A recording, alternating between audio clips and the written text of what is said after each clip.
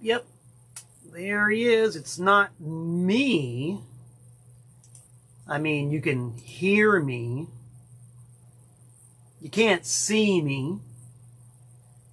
Maybe you can feel me. I don't know.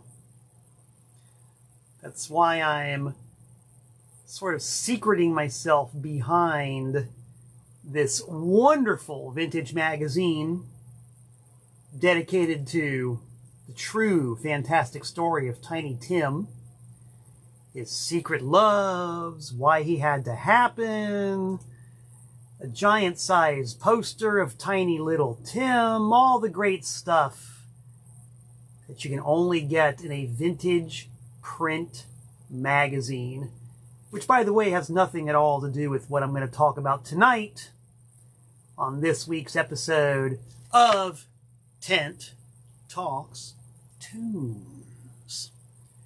Welcome aboard, everybody. Good to have you here. It's me, Malcolm Tent, your host, as I tend to be every week. Wednesday nights, 7 p.m. Eastern Standard Time. 100% live on everybody's favorite social media platform, the Facebook. Can't live with it. Can't live without it, apparently. A toast to the contradiction and the conundrum of social media. Let's see. I'm going to assume that some people are watching. I've almost got the hang of my new fancy schmancy camera.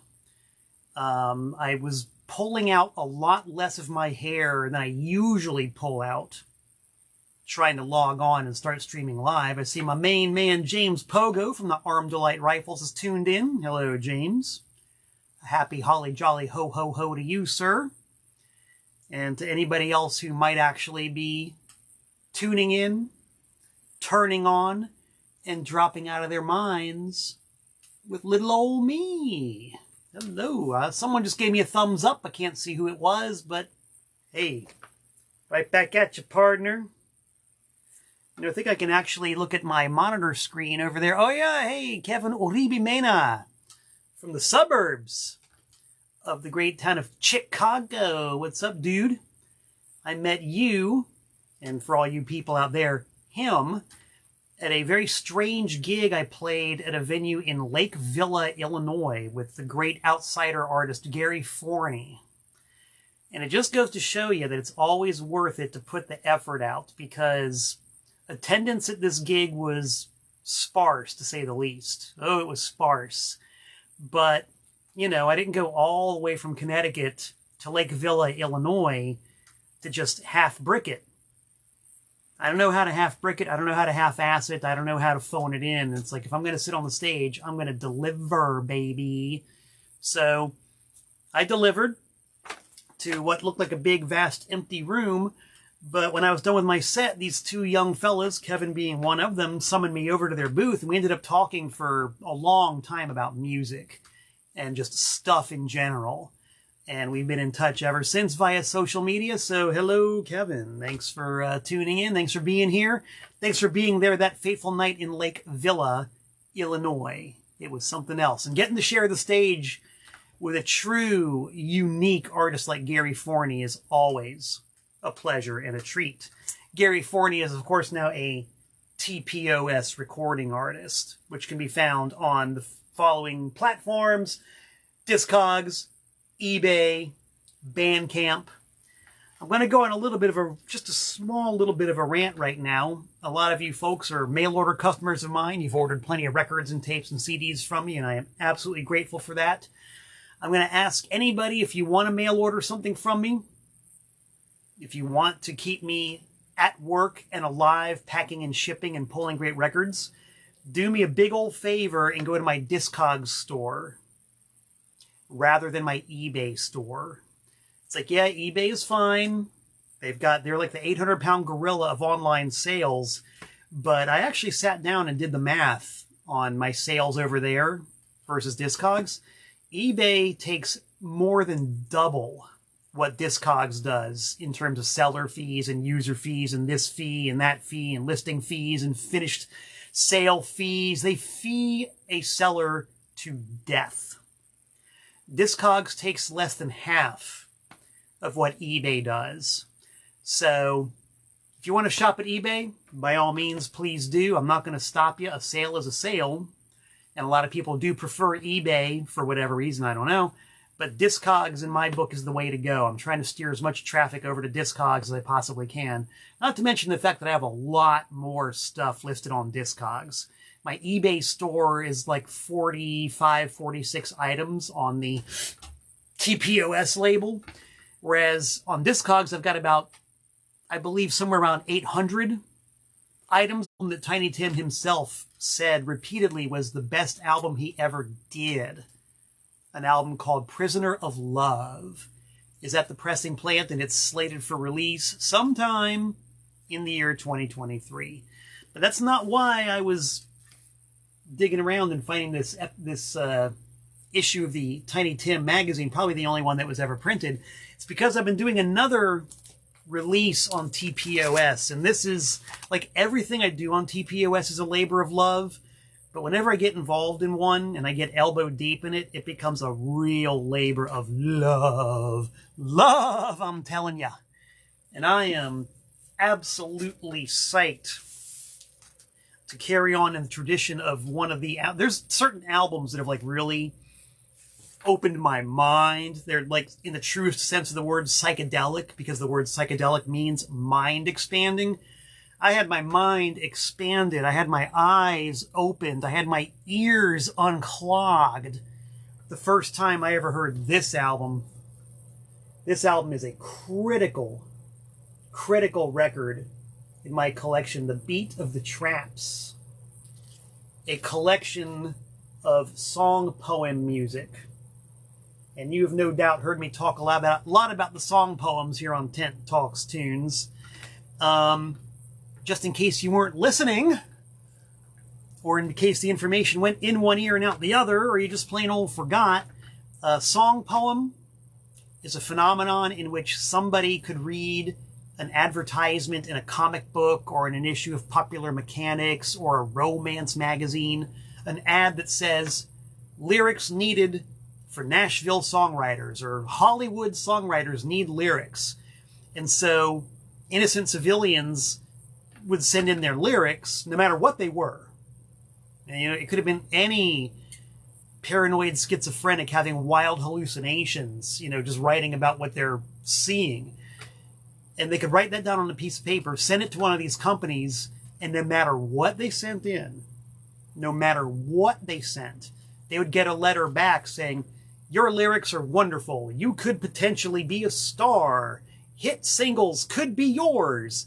Just send us, I don't know the exact amount, but send us an exorbitant amount of money, and we will set your lyrics to music and put it on a record, or in some cases even just a cassette. And a lot of times the results of this process are literally out of this world. They are like wild hallucinations. They are just beyond belief. And James Pogo has just commented about The Blind Man's Penis, the great John Truby track. Now, when this record first came out, I thought that it was going to be an album of John Truby type song poems. John Truby deliberately wrote the most absurd, ridiculous, insane, screwed up lyric he could possibly think of and sent it to one of those companies that was advertised in, you know, Iron Man comic book or whatever, thinking that he would get a rejection letter because he collected rejection letters. He was quite surprised when he got a form letter back saying that his lyrics were awesome, and for the low total of, I think, $79, they would set his lyric to music.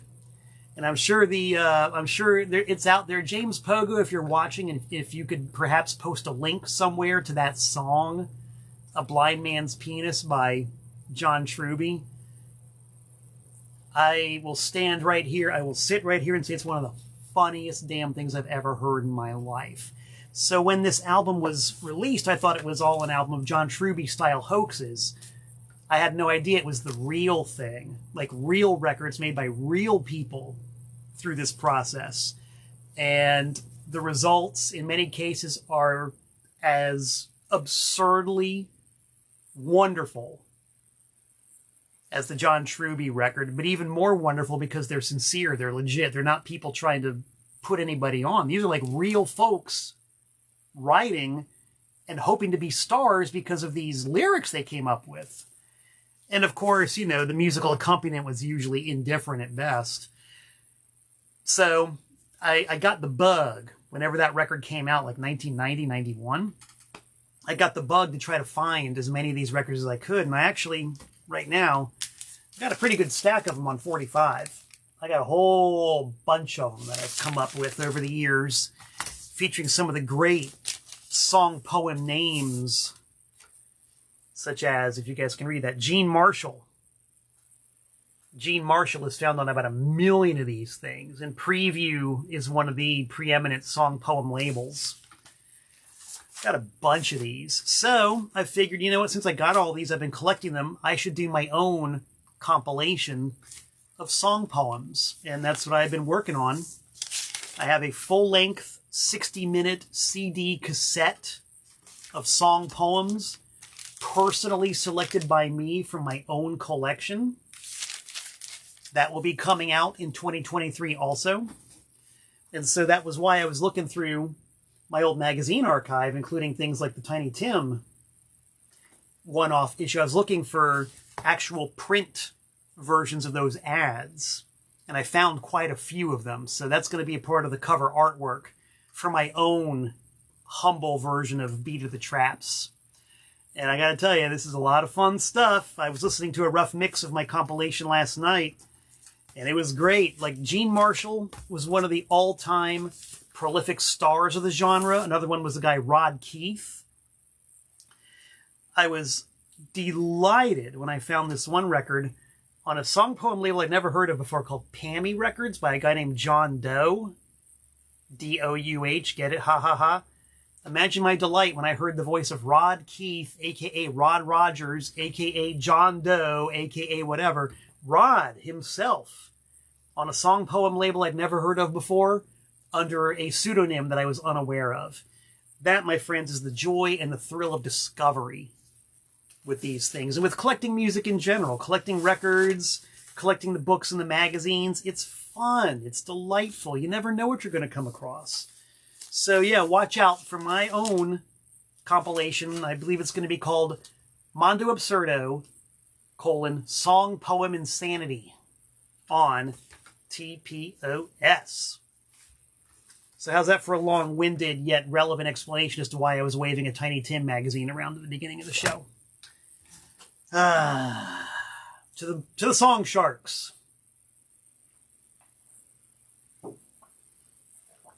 Not much to check on the calendar. This is just kind of a slow time of the year.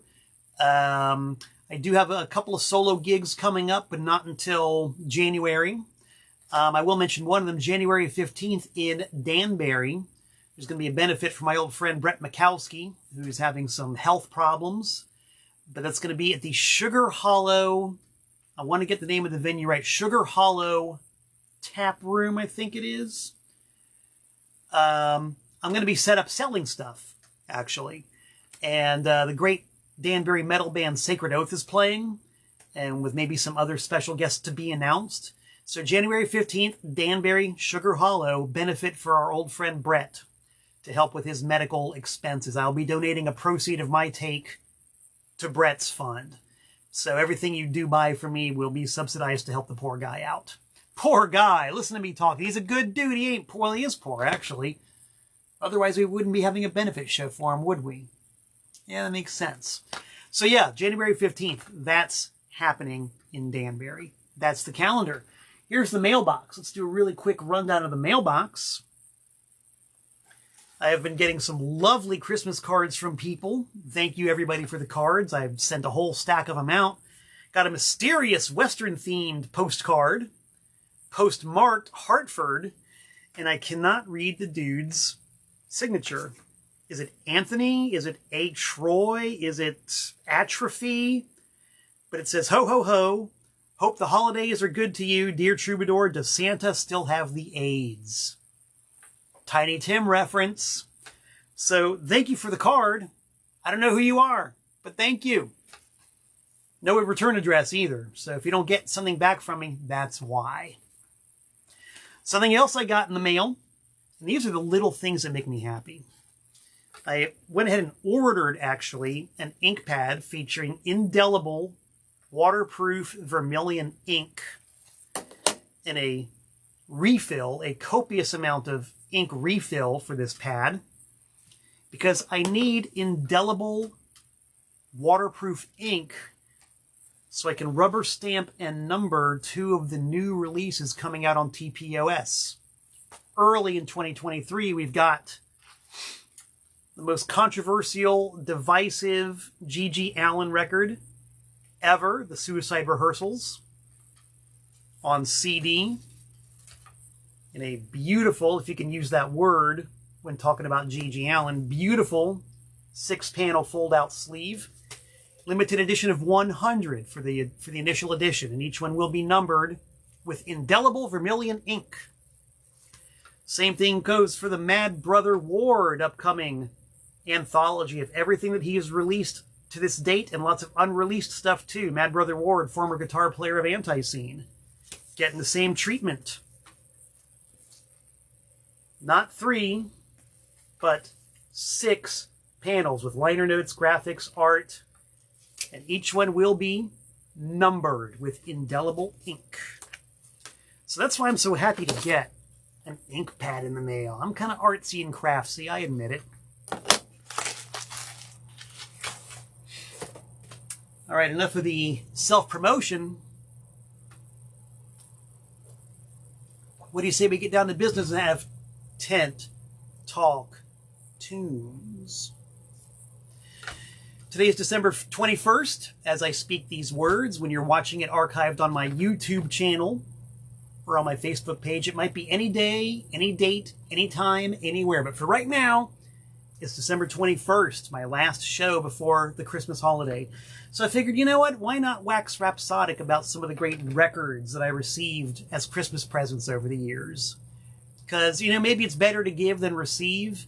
But if somebody gives, someone has to receive. So these are things I've received. I think it's pretty dang good to receive. And, you know, it's just so funny because in my life, I don't even know how many records I've gotten as presents, you know, for Christmas or my birthday or whatever.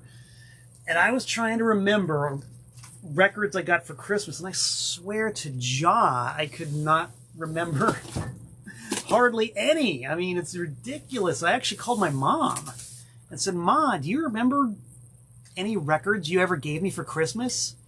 And she couldn't remember any.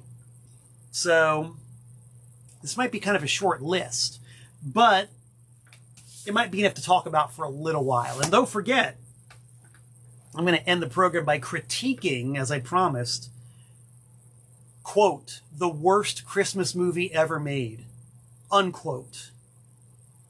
So all of you Leonard Maltins out there and all you Siskells and Eberts out there, stay tuned. Even if you don't like records and you don't particularly like Christmas, you might want to hear a bit of film criticism for you. And this is coincident with Jeff Clayton's Break On Through, which airs every Tuesday at 5. Yesterday, he and our friend Jeff Williams from Stop Talking talked about their favorite Christmas movies and TV shows. And that just happened to be the very day that I watched this movie. So we have similar thoughts running in parallel. And if you want some good entertainment on a Tuesday, check out Break On Through. If you can't get it live, get it on the official Antiseen YouTube channel. So yeah, I do remember very clearly one fine Christmas getting a record that kind of like the beat of the Traps really spun my head around in the right direction. And it contained a few songs I already knew. It contained a bunch of songs I didn't know. But yeah, almost every song on here resonated with me personally. And what year did this come out? This must have been like 76, 1976. Yes, so Christmas 1976. Hey, that's the name of the Antiseen Christmas song. Check that one out. Christmas 76, I got this album for Christmas. Looney Tunes. Looney Tunes on the immortal K-Tel record label. K-Tel might even still be around. I don't know. Maybe, maybe not. Maybe somebody knows. But anybody who's of a certain generation knows exactly what a K-Tel record is. Can I get some thumbs ups and hearts and some amens and some love for the K-Tel compilation album? As always, advertised on TV. Always advertised on TV. You could get them in stores, but you could, for best results, have to mail order them. So Looney Tunes. Just look what's on here. They're coming to take me away, haha. Hello Mutta, Hello Fada by Alan Sherman. The Witch Doctor by David Seville. The Chipmunk Song by the Chipmunks. This is before anybody even knew who the Chipmunks were or cared. How about this? When I got into the Ramones, I remembered two of the songs on this one. Papa Ooh Mau Mau and The Bird is the Word by the Rivingtons. I already knew those songs because of Looney Tunes. My Old Man's a Dustman by Lonnie Donegan. Haunted House by Jumpin' Gene Simmons, covered by Antiseen. You know, there's a lot of commonality here. Tiny Tim, Tiptoe Through the Tulips is on here. Christmas 1976. I was in the 7th grade. I had just turned 12 years old. So I got this at the age of 12. And it's like with so many records, I can't say that it influenced me necessarily, but it definitely resonated with me and it inspired me. I could probably sing just about every single song on here. No problem. Shaving cream, be nice and keen. Shave every day and you'll always look clean. I probably got that wrong, but shaving cream. That song was a real coin grabber at Happy's ice cream parlor in my neighborhood, where all the juvenile delinquents hung out and shot pinball and stuffed quarters into the jukebox to hear Shaving Cream and Love Roller Coaster and God, what else? I don't even remember what else. Those are like the two songs I remember the most. Grabbing quarters at Happy's ice cream parlor and eating big bubblegum ice cream cones. Oh boy. Bubblegum ice cream cones, electromechanical pinball, and shaving cream. Be nice and clean. Shave every day and you'll always look keen. On the jukebox. What a way to spend your youth. The Clash would say that's no way to spend your youth. I disagree. That's the best way to spend your youth. Man, how many quarters did I spend on that jukebox to play songs like that? So yeah, Looney Tunes, Christmas 76. Chad Cochran is tuned in. He says K-Tel is a good compilation source. It definitely is. I mean, 24 songs on one record.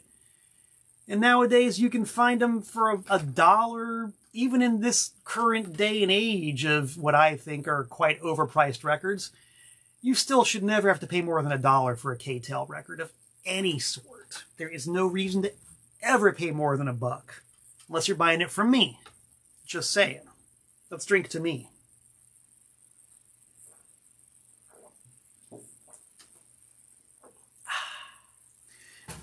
Now, I don't actually have the record in question for this one, so I'll save it for later. Christmas of 1979, it must have been. Christmas of 1979. Yep, 1979. My middle brother, I have two younger brothers, one who's a year younger than I am and one who's 4 years younger than I am. My middle brother, for Christmas of 1979, gave me an album that still resides in my collection. I love this record. I was playing it just the other night, as a matter of fact, by coincidence. Christmas of 1979. What did I get under the Christmas tree? Regatta de Blanc by the Police. Yes, the second album by the Police. It must have just come out if I got it for Christmas 1979. Because normally I would have run out and gotten it immediately with my lawn mowing money, allowance money, chore money, whatever I had, I would have run out and got it immediately, but my brother beat me to the punch, gave it to me for Christmas. And I don't know why, but I distinctly remember unwrapping the package. Because, it's kind of hard to wrap an album in a way that the recipient doesn't know it's an album. You've got this 12 by 12 flat, thin square. You kind of know what it is, especially in them days when there weren't CDs and cassettes really weren't much of a viable option. It was all records, baby. Albums and 45s. So I knew it was a record. Didn't know what record it was. Did not know what it was. And so I was quite thrilled and quite surprised to see that it was the second album by the Police. And to this day, I love the Police. Love, love, love the Police. As I mentioned earlier, I was just playing this record the other night, just cause.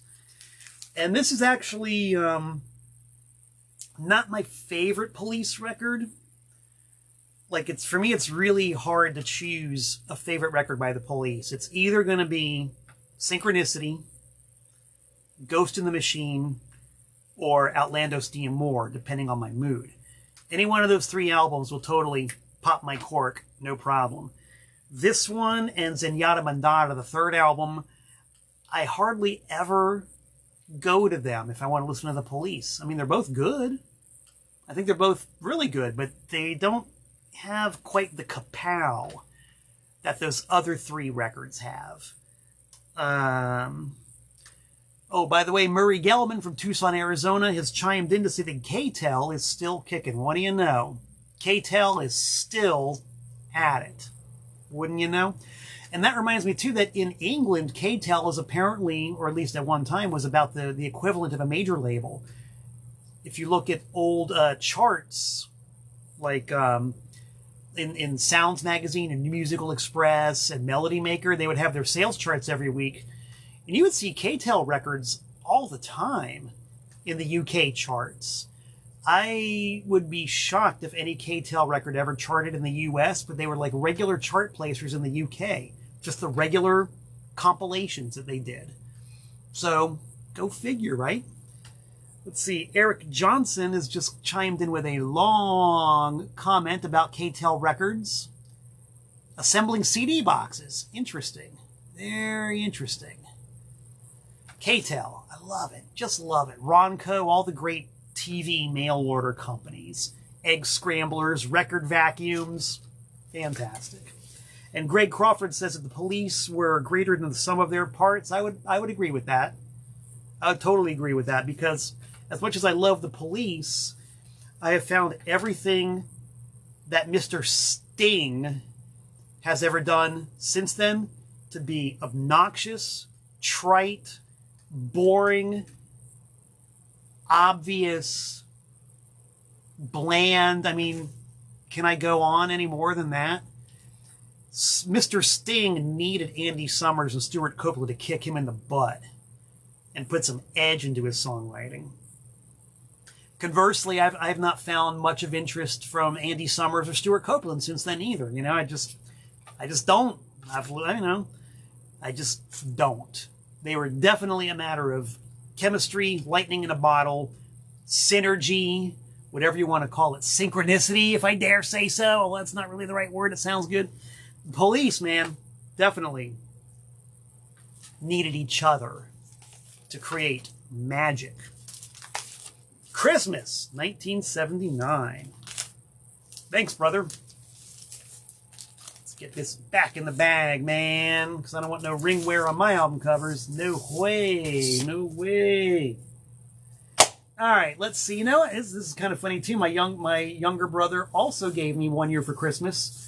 Not one, but two albums that for me are just albums for the ages.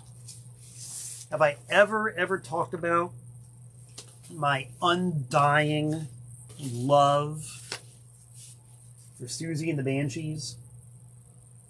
Man, I love Siouxsie and the Banshees.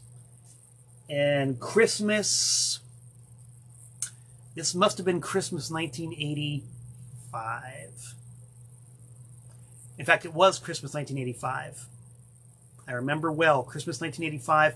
Actually, I'm going to take that back. Christmas 1984, most likely. Most likely Christmas 84. In fact, I know it was Christmas 1984.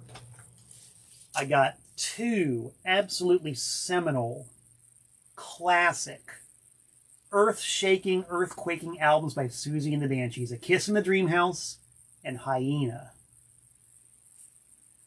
I could put both of these on right now and get goose pimples. Love me some Siouxsie and the Banshees. Christmas 1984. 1984 was one of those pivotal years in music. You know, you have them every now and again. 1984 was the year that I really discovered hardcore. You know, like especially the American strain of hard, and actually the international strain of hardcore as opposed to just punk rock. You know, bands like DRI and the Rhythm Pigs and all the great international bands like Ratus and Turvit Cadet and Bastards and stuff like that. And, you know, my band, Broken Talent, was just getting going. I was discovering local Floridian bands. 1984 was a year that really, really sort of was not a peak, but it was like the beginning of a long lifetime peak of musical discovery and finding my own legs and learning who I was, especially musically and culturally. It was the first time I had ever found anything that could even remotely be called a peer group. And that sort of goes back to the Police album. I was going to mention with the Police were one of those bands that was always kind of my band.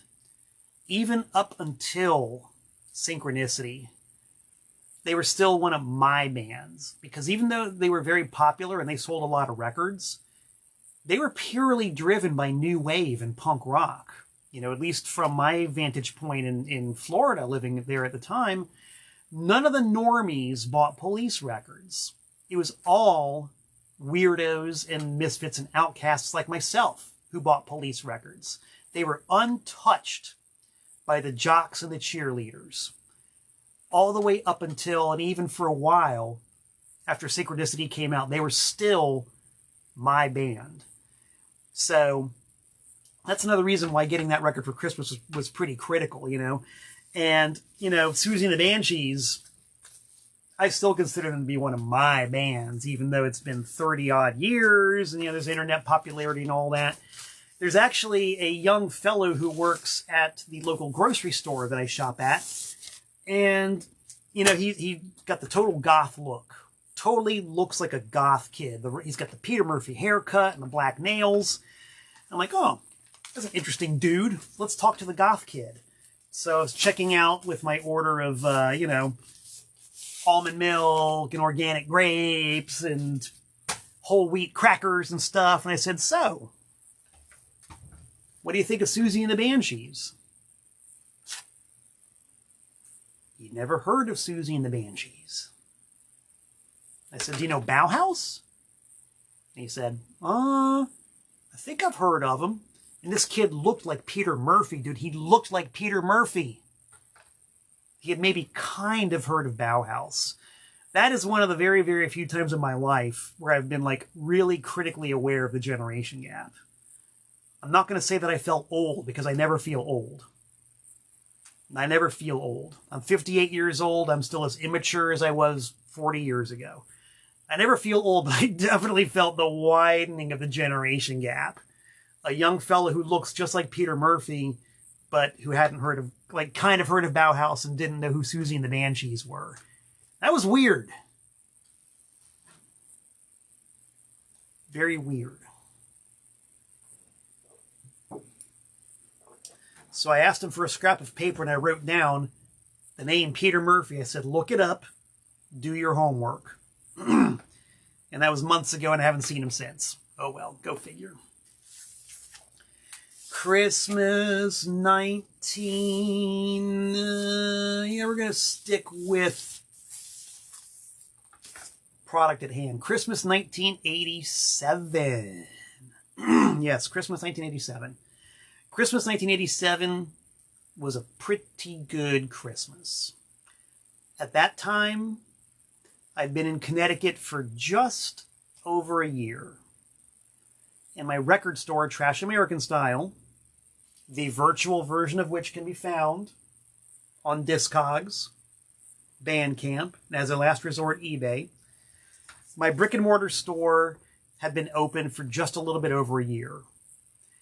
And you know, the statistic is if you can make it past your first year, you're probably going to make it for a long time. So I was really excited. Statistically, we'd gotten over the hump. We'd been open for 14 months at that time. I was in Connecticut after living in Florida my entire life. Prior to that, I loved Connecticut. I loved Connecticut winter. Yes, it's cold. That's why I love it. Yes, it's snowy. That's why I love it. You don't get that kind of stuff in Florida. It was a whole new thing. I was still just really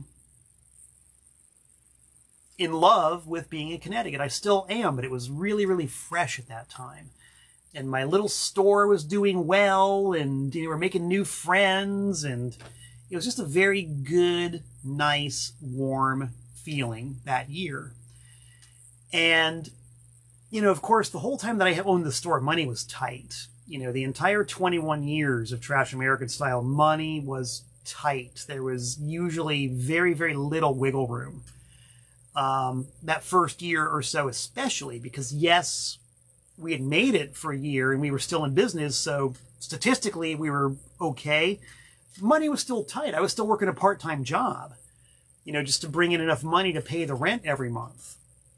So the store wasn't totally supporting itself. Every dollar counted, you know. So it was good, but we had to be frugal. But I figured, you know what? It's Christmas. It's Christmas. And just 2 months prior, in October of 1987, I'd gone to see Husker Du playing an epical show at Toad's Place in New Haven. So I was really like in the throes of Husker mania at this time. And I remember very clearly we had this glass case full of cassettes, like mostly new cassettes and local demos. And I brought in a copy of Warehouse, Songs and Stories by Husker Du. It had been sitting there for a couple of months, I guess. No one bought it. And I was looking at it, and I was like, you know, it's Christmas, and I love this band, and money's tight, but you know what? It's Christmas, and I love this band. So I opened up the case. I remember doing this so clearly. I opened up that case, slid the glass door open, reached up and said, "Merry Christmas to me." And I do still have the original cassette, but it's in a box somewhere, and it's not as accessible as this full-length double LP of Husker Du, Warehouse. So this is the vinyl version of my Christmas gift to myself in 1987. And what's my opinion of this record? I might have talked about Warehouse before on Tent Talks Tunes. Do we have any Husker maniacs out there? James Pogo, Greg, none of your damn business. Any of you guys out there Husker fans? If you are, post a comment. I'd like to see, it doesn't have to be a long screed, but what's your opinion of Warehouse Songs and Stories? Everybody's got an opinion about this album. This is one of those very divisive records. I'm going to tell you my opinion of this record, which, by the way, this copy is autographed by the late and the great Grant Hart. Mazel tov to you, Grant, wherever you are. I hope you're deliriously happy right now. So, Warehouse, Songs and Stories. If anybody's got an opinion of this record, I'd like to see it and hear it and read it. If not now, then later. If not here, on Facebook, then maybe on YouTube. Because this episode will be on YouTube later tonight. I see some thumbs ups. Basically, I love this record. I really, really like this record. But like all double albums, shouldn't say all, because there are 1 or 2 exceptions to that rule. Like the vast majority of double albums, this would have been far better as a single. Far better as a single. And basically everybody in Husker Du says the same thing. You know, Bob Mould, control freak, he laid down a law that said, you, Grant Hart, the other songwriter in this band, will never have more than 40% of an album to yourself. I will always have 60% of the songs on an album. You will always have 40%, which, by the way, you can split with Greg if he writes anything. So, when Bob Mould showed up to pre-production rehearsals for Warehouse and said, okay, I've got 11 songs and they're all going to be on the album. Period. Grant said, oh yeah? Well, if you're going to get 11, I'm going to get my 9. F you. And so you had 2 dudes, and I hope you'll forgive my analysis of this, but 2 dudes with their respective heads so far up to each their own asses that neither would budge, that the end result was a 20-song album. And even Bob Mould himself has said, yeah, maybe I probably shouldn't have done that. And Grant Hart said on a few occasions, yeah, you know, but I wasn't going to let that guy screw me out of an entire album, you know. And Greg Norton was like, well, wait a minute, I wrote a song, ended up on a B-side somewhere. And that's why it ended up being a double album. Just out of sheer stubbornness and bullheadedness on behalf of at least 2 members of a 3-member band. And so, I see some comments here. Vaughn says that Warehouse is not his favorite album, in spite of it having a few great songs. Now, to me, Warehouse is very much like Sandinista by The Clash. Okay? I made my own personal, what I call no bullshit version of Warehouse. And it just so happened, just by pure happenstance, ended up being 6 songs by Mould, 6 songs by Hart, and the 1 Greg Norton song. I put together a 13-song version of Warehouse that smokes. It's better than Candy Apple Grey by about 5 or 6 long shots. Candy Apple Grey is a weak album. I don't care what anybody says. It's weak. The no bullshit version of Warehouse is a killer record. And if it had somewhat better production, like if they had allowed an outside producer to work on that record and trimmed it down from 20 songs to a more manageable 13 or even 12, it would have been an album for the ages. No doubt. As it is, it's a record that you kind of condemn with faint praise. But yeah, somewhere in this double album was a single album just screaming to get out. And, you know, same thing with Sandinista by The Clash. I have actually made my own mix of Sandinista, which came out to about a double album, which pound for pound is better than London Calling. Put that in your jug and drink it.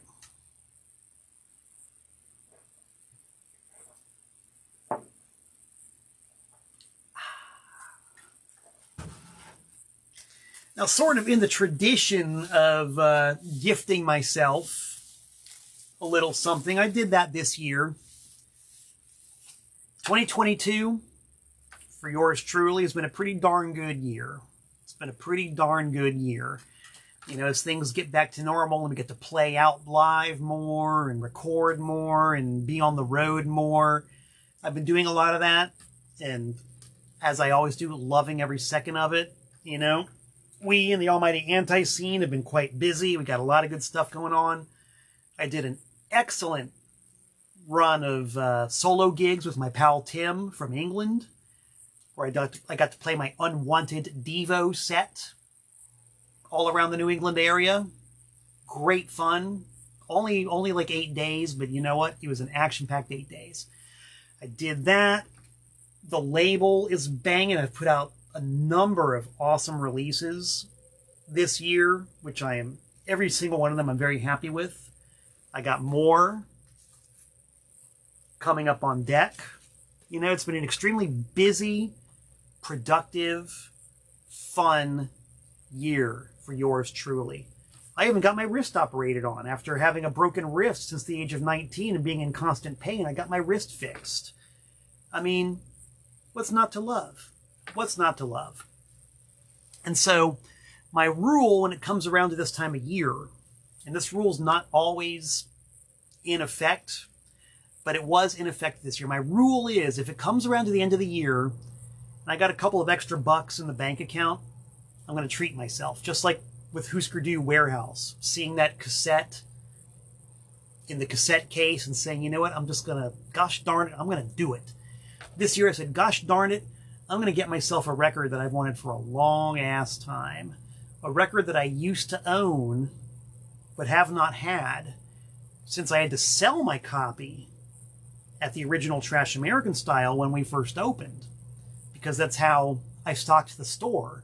I took my record collection and decimated it by putting a lot of it out in cardboard boxes at the store to sell. I sold off a big chunk of my personal record collection. And over the years, a lot of those records have come back to me. Because when you're in the biz, buying and selling record collections like I do, I've bought many record collections since 1986. And by doing that, most of the records I had to part with originally have come back to me. With the exception of like a lot of the super duper rare hardcore records. And for some reason, this one record, which, man, I love this record. I loved this record. I bought it, I'm pretty sure, 1984, that pivotal year. I bought this record new when it came out and have not had a copy since I had to sell it in 1987 or so to open up and keep Trash American Style afloat. So I said, you know what, I really want one of these for Christmas this year. And I looked around and wouldn't you know it, I found one at a very reasonable price. Because that's the flip side. I'll treat myself occasionally, but I'm a cheap bastard. I'm not going to spend a lot of money on anything that I consider a foolish pleasure. I'm just not. You know? I'm just not. It makes no sense. To me, it makes no sense at all to spend a lot of money on something that I just want. But I found this record really, really affordably priced. And so I said, gosh darn it, I'm good enough, I'm nice enough, and people love me. So I'm going to help myself to a copy of Velvet Underground and so on. This record, I love this record. And once again, it harkens back to a very special time and very special place. A very special point in history. When I first discovered the Velvet Underground, and that was because my good pal Tim Powell from Hialeah, Florida, who was a mentor to me musically when I was just coming of age around 83, 84, he let me borrow a copy of the first Velvet Underground record, the Velvet Underground and Nico, with the banana on it. That album got me hooked on the Velvets. And after that, White Light, White Heat, and all the others. Now, in the early 80s, the Velvet Underground were very mysterious. They were one of those bands that you never saw articles on. Like, not even Cream, the great Cream magazine that I learned so much from. Cream didn't write about the Velvet Underground. Their records were almost all out of print. And even the two that were reliably in print, Loaded and Live at Max's, you couldn't always find them. You know, they weren't in every single record store everywhere. And the others were completely out of print in the U.S. Sometimes you could find import copies, but they were expensive. And you just never, you didn't know anything about this band. Other than Lou Reed, you know, who was popular and selling a lot of records, other than that Lou Reed used to be in this group. So they were mysterious, they were enigmatic, and they were awesome.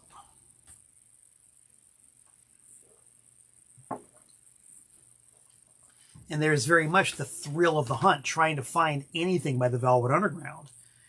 And so imagine my surprise when I walked into Vibrations Records of North Miami Beach. Vibration was a very small chain in South Florida.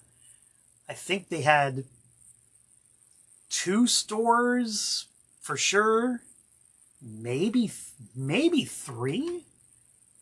I think 2.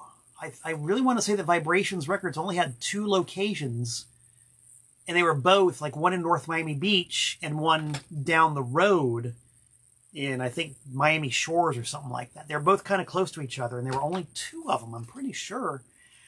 But they had a real good selection, including a lot of imports and a couple of gray area albums like this one. 'Cause this came out in Australia. And, you know, there's nothing legit about it, but the Velvet Underground's catalog and business affairs were in such disarray that somebody in Australia could press an album like this of all, like, outtakes and obscure live tracks and stuff and import them into the US with pretty much no consequence. So finding this in the bins at Vibrations was like, whoa, it was a eureka moment. It's a Velvet Underground album. Wow.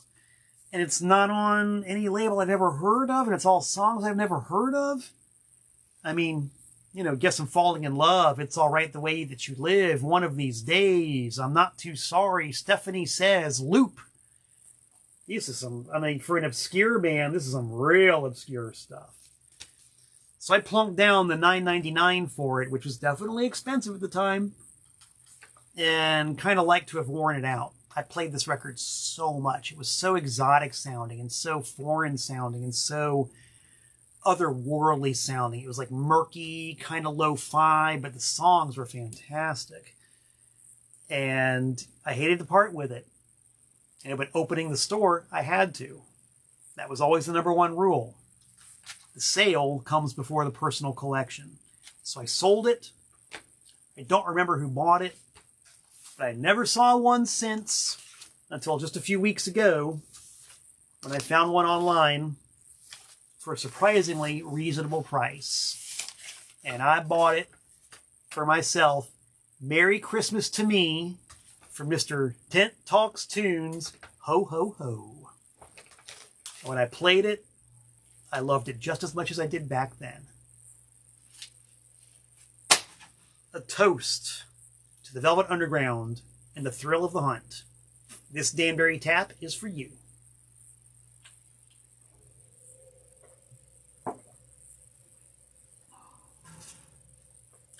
And now to wrap things up, my critique of, and I'm just going to say this in quotes, the worst Christmas movie ever made.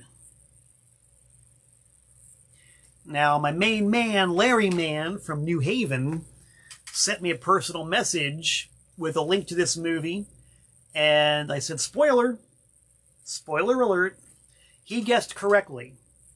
Universally, almost universally decried as the worst Christmas movie ever made, and amongst one of the worst movies ever made. And maybe you guys could have guessed it already. I'll bet James Pogo can guess. Vaughn, you got a guess? Who else? Who's watching?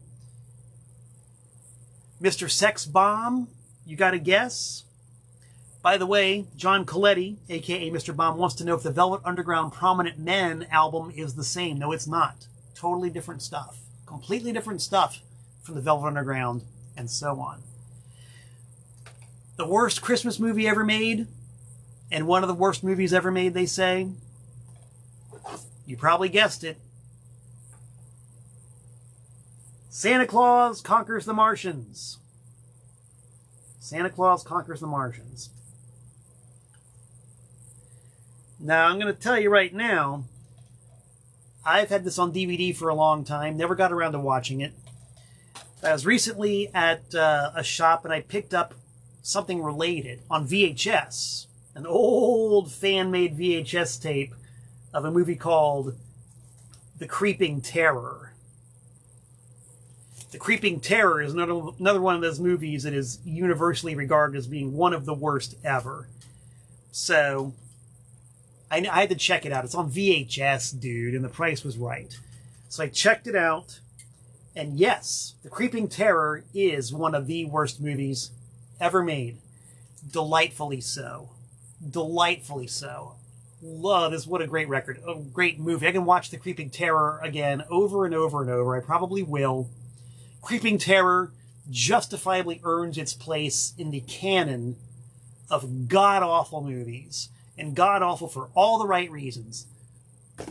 Low budget, zero special effects, botched night process shots, horrible gaps in the continuity, lousy writing, everything that makes a bad movie bad.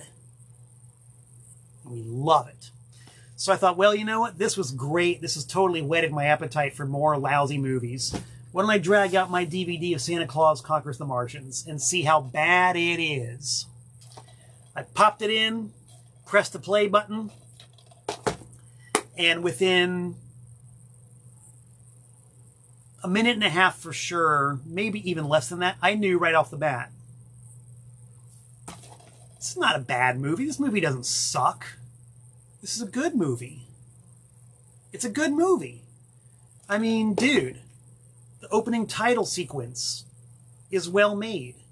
It's got production values. It's got a great theme song. Hooray for Santa Claus. Like, well recorded and well written and catchy as hell. The first scene, it's a well put together set. It's well lit. And I'm watching this movie and I'm like, what the, pardon my language, if you will, what the fuck are people talking about? There's nothing wrong with this movie. It's well written. It's got continuity. It moves. As far as a movie about Santa Claus conquering the Martians goes, it's plausible. Good dialogue. It's got some really sly humor in it. It's great. The thing is, it's a kid's movie. It's a children's movie from 1964, and it's aimed at an audience of like 7-year-olds. So I think that what happened, and I remember I had the book, one of those books of the worst movies of all time. And of course, Santa Claus Conquers the Martians is in it. And I think a lot of people saw that it's in that book, and they're like, oh, well, if it's in this book, therefore it must be one of the worst movies of all time. It really must suck. Ha, ha, ha, ha, ha. I wonder if anybody ever actually tried to watch this. If you keep in mind, this is a children's movie made in the early 1960s, and it's designed to appeal to an audience of 7-year-olds. There's nothing wrong with this movie. It's a good children's movie from the early 1960s. It's got a beginning, it's got a middle, it's got an end. It's got exposition, it's got characters. The characters all have motivation. It's not the Creeping Terror. Sorry, guys. It's not the Creeping Terror. Yes, thank you, John Coletti, for posting the song Hooray for Santa Claus. I'm going to double dog dare anybody to tell me that's not a catchy as hell theme song. I like this movie. This movie reminds me of when I was a kid. One of our big days out during the summer, when we didn't have school, was to go to the 163rd Street Shopping Center in North Miami Beach. They had a movie theater there, and the theater had a kids' matinee, a kids' weekday matinee. You'd show up at 11 a.m., pay 50 cents to get in, and you could see a cartoon, a short subject, and at least one full-length feature kids movie. Whether it was like a Jerry Lewis movie or a Disney movie, like one of the obscure Disney live-action movies. I grew up on a steady diet of those at the theater. You know, this is the kind of movie they would have showed around the holiday times at a kids' matinee in a theater. There's nothing wrong with this movie. I'm sorry, man. If you want to be snide and, you know, go at a kids' movie, fine. Go right ahead and do so. It's a good movie. It does not suck. It's not one of the worst of all time. It just ain't. Creeping Terror, yes. Just about anything by Ed Wood, yes. Creeping Terror, I'll say it again, yes. Santa Claus Santa Claus Conquers the Martians, no. Now the irony, of course, is will I ever watch this one again? Probably not. So I'm not a big fan of well-made kids movies. I will definitely be watching this one again because it is so bad. So bad. And that, my friends, is the irony of the whole situation. I will hoist my gallon of Danbury tap water one more time and drink a toast to irony.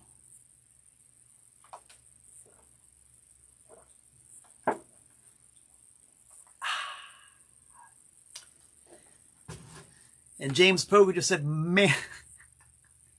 Manos, Hands of Fate. Yes, that's a bad movie. That actually got released officially, didn't it? Someone wants to post a comment about Manos, the Hands of Fate. That was a movie that had been lost for decades and then finally turned up on YouTube. And I watched about half of it, and even I couldn't even finish it. It was so bad. But I heard that it came out legit. So if it did, maybe I'll give it another try, watching it on Blu-ray or something like that. Post links, please, if there are any. Anyway, everybody, thank you so much for tuning into Tent Talks Tunes. I love yapping at you guys about music and in some cases film and other fine art forms. I don't know what the holiday season means to you, but if you celebrate any holidays this time of year, I hope it's great for you. Hope you enjoy it. Hope it's full of all the wonder and merriment that it's supposed to. If you don't celebrate holidays, then whatever. Have a good day anyway. I know I intend to. So I do intend to be back in about 167 hours' time. Until we meet again, this is Malcolm Tent saying so long from the Nutmeg State.